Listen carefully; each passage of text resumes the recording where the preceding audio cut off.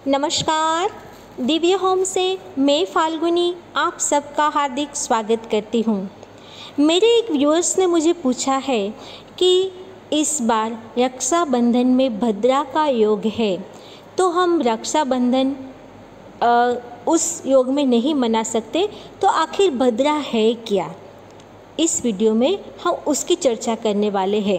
लेकिन इससे पहले कि हम चर्चा आगे बढ़ाएं, मेरे प्रिय दर्शकों को मैं एक बार वापस इन्फॉर्म करना चाहूँगी कि दर्शकों, आपको जो तीज त्यौहार या हिंदू सनातन धर्म के लिए कोई भी आशंका या कोई भी प्रश्न है तो आप मुझे कमेंट बॉक्स में पूछ सकते हैं, हम उसका वीडियो ज़रूर बनाएंगे।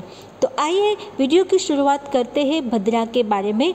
भद्रा जो है वो सूर्य ग्रहों के राजा सूर्यदेव और उनकी पत्नी छाया से उत्पन्न हुई उनकी बेटी है, जिसे शनिदेव की बहन भी मानी जाती है, जिसका विवाह विश्वकर्मा के पुत्र विश्व स्वरूप के साथ हुआ था।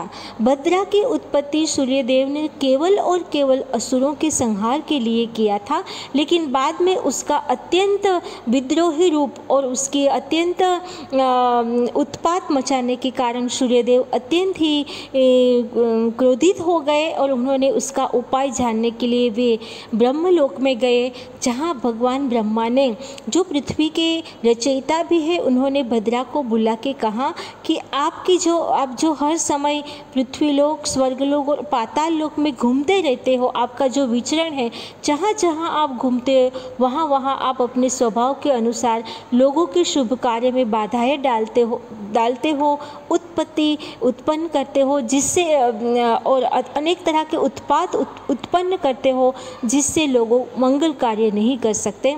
अतः आज से मैं आपको एक केवल निश्चित समय काल में बांध रहा हूँ। उसी निश्चित समय काल में आपको पृथ्वीलोक, स्वर्गलोक और पाताल लोक में भ्रमण करना है।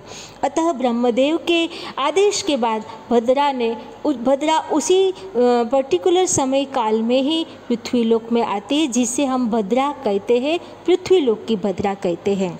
वैसे ज्योतिष शास्त्र के अनुसार किसी भी शुभ मुहूर्त को जानने के लिए पंच अंग को जानना जरूरी है, जिसे हम पंचांग भी कहते हैं। वो पंच अंग है तिथि, वार, नक्षत्र, योग तथा करण। तो उस पंचों अंगों में जो करण है, करण में विविध तरह के 11 करण होते हैं, जिसमें जो विष्टिकरण है उसे भद्रा के रूप में माना जाता है। ये जो विष्टिकरण का योग जिसे भी ग्रह नक्षत्र में, तिथि या वार में हो रहा है, उस वार में हम शुभ कार्य नहीं कर सकते। शुभ कार्य के लिए भद्रा का करण बाधित है।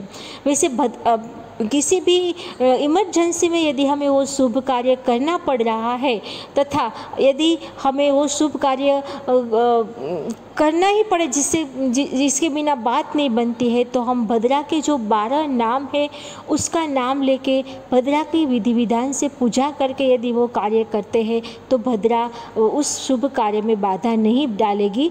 जो भद्रा के 12 नाम है वो है धन्या, दधिमुखी, कुलपुत्रिका, भैरवी, महाकाली, असुराणा, महामारी, विष्टि, खरानना, कालरात्रि, महारुद्र और क्षयंकरी। ये भद्रा के 12 नाम है।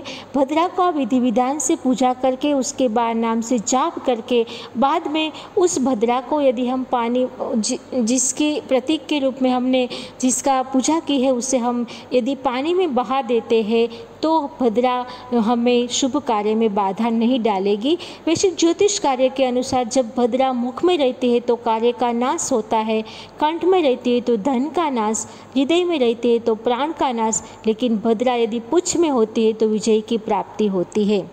भद्रा के कुछ फायदे भी है। यदि हमें कुछ कोर्ट कार्य करना है, किसी बिल्डिंग का या ब्रिज का विध्वंस करना है किसी वजह से, या कोई ऐसे विध्वंसकारी कार्य करने हैं, तो भद्रा शुभ भी मानी जाती है।